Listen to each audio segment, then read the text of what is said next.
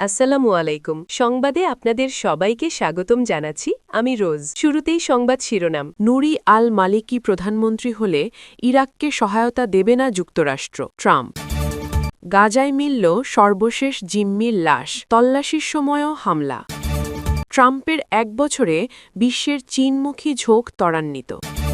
নুরি আল মালিকি প্রধানমন্ত্রী হলে ইরাককে সহায়তা দেবে না যুক্তরাষ্ট্র। ইরাকের সাবেক প্রধানমন্ত্রী নুরি আল মালিকিকে ক্ষমতায় পুনঃপ্রতিষ্ঠিত করা হলে দেশটিকে দেওয়া সব ধরনের সহায়তা বন্ধ করে দেওয়ার হুমকি দিয়েছেন যুক্তরাষ্ট্রের প্রেসিডেন্ট ডোনাল্ড ট্রাম্প। মার্কিন প্রেসিডেন্টের অভিযোগ, নুরি আল মালিকি যুক্তরাষ্ট্রের দীর্ঘদিনের শত্রু ইরানের সঙ্গে সম্পর্ক বজায় রেখেছেন। ইরাকের পার্লামেন্টে শিয়াদের বৃহত্তম অংশ কোঅর্ডিনেশন ফ্রেমওয়ার্ক দেশটির প্রধানমন্ত্রী পদে তাদের প্রার্থী হিসেবে নুরি আল মালিকির নাম জানিয়েছে। এর প্রতিক্রিয়ায় গতকাল মঙ্গলবার ট্রাম্প বলেন, ইরাক খুবই বাজে একটি পছন্দ বেছে নিয়েছে। নিজের সামাজিক যোগাযোগ মাধ্যম ট্রুথ সোশ্যালে দেওয়া পোস্টে ট্রাম্প বলেন, মালিকির সর্বশেষ আমলে দেশটি দারিদ্র্য আর সম্পূর্ণ বিশৃঙ্খলায় ডুবে গিয়েছিল। এটি আর ঘটতে দেওয়া উচিত নয়। মার্কিন প্রেসিডেন্ট আরও বলেন, তার পাগলামি নীতি আর আদর্শের কারণে নির্বাচিত হলে যুক্তরাষ্ট্র আর ইরাককে সহায়তা করবে না যুক্তরাষ্ট্র। আমরা যদি সহায়তার জন্য না থাকি তাহলে ইরাকের সাফল্য, সমৃদ্ধি বা স্বাধীনতার সম্ভাবনা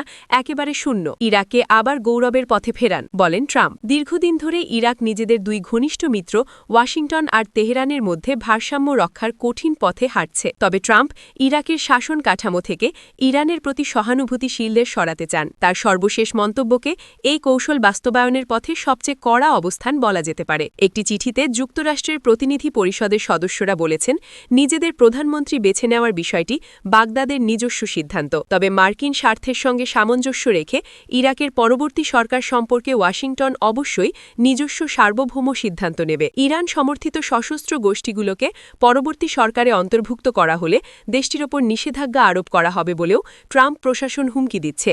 এমনটা জানিয়েছেন ইরাকের কয়েকজন জ্যেষ্ঠ রাজনীতিক। তাদের ভাষ্য, ট্রাম্পের চাপ প্রয়োগের অংশ হিসেবে এটা করা হচ্ছে। বার্তা সংস্থা রয়টার্স গত সপ্তাহে এ তথ্য জানিয়ে প্রতিবেদন করেছে। নুরি আল মালিকির বয়স ৭৫ বছর। তিনি ইরাকি শিয়া ইসলামপন্থীদের দাওয়া পার্টির জ্যেষ্ঠ একজন রাজনীতিকবিদ। ২০০৬ সালে ইরাকের প্রধানমন্ত্রী হয়েছিলেন নুরি আল মালিকি। ক্ষমতায় ছিলেন ২০১৪ সাল পর্যন্ত। ওই সময় সুন্নি ও কুর্দিদের সঙ্গে ক্ষমতার টানাপোড়েন আর যুক্তরাষ্ট্রের সঙ্গে ক্রমবর্ধমান উত্তেজনা মোকাবেলা করতে হয়েছে তাকে। ২০১৪ সালে আইএস যখন ইরাকের বিস্তীর্ণ এলাকা দখল করে নেয়, তখন নুরি আল মালিকি সরকার প্রধানের পদ থেকে পদত্যাগ করেন। তবে ইরাকের রাজনীতিতে বরাবরই তিনি প্রভাবশালী ব্যক্তি হিসেবে সক্রিয় ছিলেন। ইরান সমর্থিত গোষ্ঠীগুলোর সঙ্গে ঘনিষ্ঠতা রেখেছিলেন। গাজায় মিলল সর্বশেষ জিম্মির লাশ, তল্লাশির সময়ও হামলা। গাজায় থাকা সর্বশেষ ইসরায়েলি জিম্মির মৃতদেহ খুঁজে পেয়েছে ইসরায়েল। স্থানীয়ভাবে মরদেহটি তল্লাশির সময় ভারী গোলাবর্ষণ ও বুলডোজার ছুঁড়েছে দখলদার বাহিনী। নিহতের নাম রান গোভিলি। ২৪ বছর বয়সী এই লোকটি একজন পুলিশ সদস্য ছিলেন। এএফপি ও মিডল ইস্ট মনিটর এ তথ্য জানায়।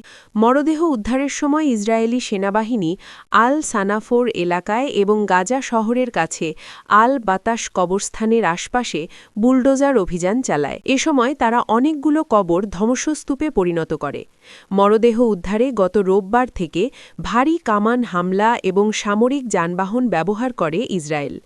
এছাড়া কোয়াডকপ্টার ড্রোন থেকে তীব্র গুলিবর্ষণ করা হয়। এতে গাজার কয়েক ডজন বাসিন্দা হতাহত হয়। এক প্রতিক্রিয়ায় হামাস জানায়, শেষ জিম্মির মৃতদেহ ইসরায়েলি হামলায় ধ্বংসস্তূপের নিচে পড়ে যায়।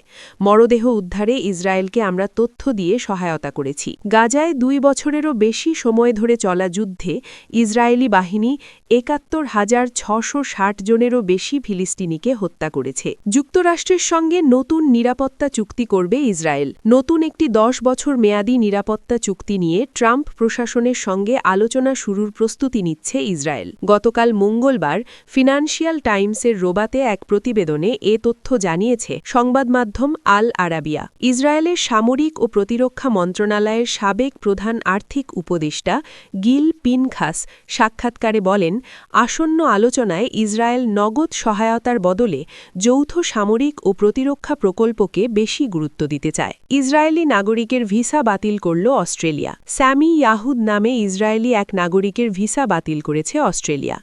অস্ট্রেলিয়ার উদ্দেশ্যে ইসরায়েল থেকে বিমানে ওঠার মাত্র ৩ ঘণ্টা আগে স্যামি জানতে পারেন তার ভিসা বাতিল হয়েছে।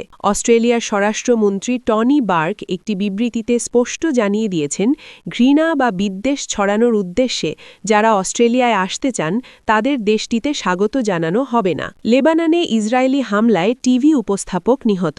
দক্ষিণ লেবাননের শহর টায়ারে ইসরায়েলি হামলায় একজন টিভি উপস্থাপক নিহত হয়েছেন। তিনি লেবাননের আল মানার টিভি স্টেশনে কাজ করতেন। লেবাননের সশস্ত্র গোষ্ঠী হিজবুল্লাহ এসব তথ্য জানিয়েছে। হিজবুল্লাহ একটি বিবৃতিতে জানায়, সোমবার আল মানার টিভির উপস্থাপক আলী নুরউদ্দিনকে হত্যা করা হয়।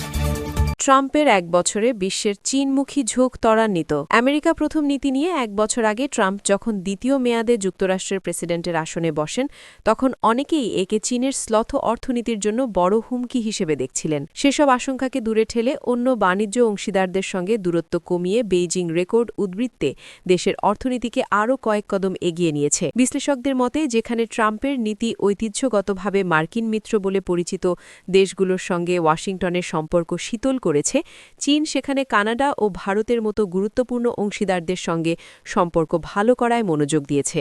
গতকাল বুধবার বার্তা সংস্থা রয়টার্সের প্রতিবেদনে এসব তথ্য উঠে আসে। এতে বলা হয়, বিশ্বের দ্বিতীয় বৃহত্তম অর্থনীতি চীনের বাণিজ্য উদ্বৃত্ত 2025 সালে ছুঁয়েছে রেকর্ড $1,20,000 কোটি। মাসিক বৈদেশিক মুদ্রার প্রবাহ পৌঁছেছে $10,000 কোটি।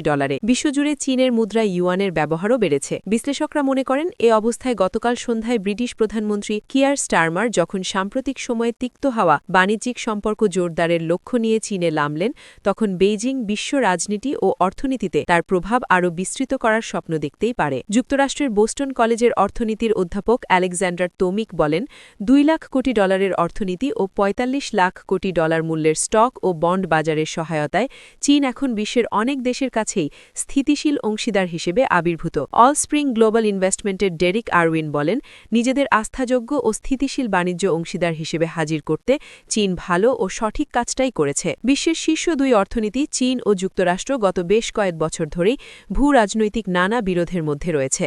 গেল এপ্রিলে ট্রাম্প চীনের পণ্যে 100% বেশি শুল্ক আরোপ করেন। পরে এ শুল্ক কমলেও তা 2 দেশে বাণিজ্যকে নেতিবাচকভাবে প্রভাবিত করে। এ প্রেক্ষাপটে গত বছর অর্থাৎ 2025 সালে যুক্তরাষ্ট্রে পাঠানো চীনা পণ্য 20% কমলেও আফ্রিকায় 25.8, দক্ষিণ আমেরিকায় 7.4, দক্ষিণ পূর্ব এশিয়ায় 13.4 এবং ইউরোপীয় ইউনিয়নে 8.4% বেড়েছে। স্টারমারের চীন সফর 2018 সালের পর এবারই প্রথম কোনো ব্রিটিশ প্রধানমন্ত্রী চীন সফর করছেন। তার 4 দিনের সফরের আগে এ মাসেই চীন ঘুরে গেছেন কানাডার প্রধানমন্ত্রী মার্ক কার্নি। কানাডার শেষ কোনো প্রধানমন্ত্রী বেইজিংয়ে গিয়েছিলেন 2017 সালে। গতকাল বুধবার দ্য টেলিগ্রাফ জানায়, বেইজিংয়ে পৌঁছানোর আগে চীন সফর নিয়ে কথা বলেছেন ব্রিটিশ প্রধানমন্ত্রী কিয়ার স্টারমার। তার মতে, এ সফরের ফলে ব্রিটিশ নাগরিকরা আরও সচ্ছল হবে। স্টারমারের যুক্তি, এ সফর মানুষের পকেটে আরও টাকা আনবে এবং দেশকে আরও নিরাপদ রাখবে। ব্রিটিশ প্রধানমন্ত্রী বলেন, আগের রক্ষণশীল সরকারগুলো চীনের বিষয়ে কখনো গরম কখনো শীতল নীতি নিয়েছে। এ অবস্থাকে তিনি সোনালী যুগ থেকে বরফ যুগের দিকে যাত্রা হিসেবে বর্ণনা করেছেন। তার মতে, এখনই কূটনৈতিক সম্পর্ক উষ্ণ করার সময়। তবে বিরোধী দল কনজারভেটিভ পার্টির নেতা কেমি ব্যাডেনকক ব্রিটিশ প্রধানমন্ত্রীর বিরুদ্ধে চীনের কাছে নতজানু হওয়ার অভিযোগ এনেছেন। সফরকালে স্টারমার বেইজিংয়ে চীনের প্রেসিডেন্ট শি জিনপিংয়ের সঙ্গে বৈঠক করবেন। পরে তিনি সাংহাই যাবেন, সেখান থেকে জাপান সফর করবেন।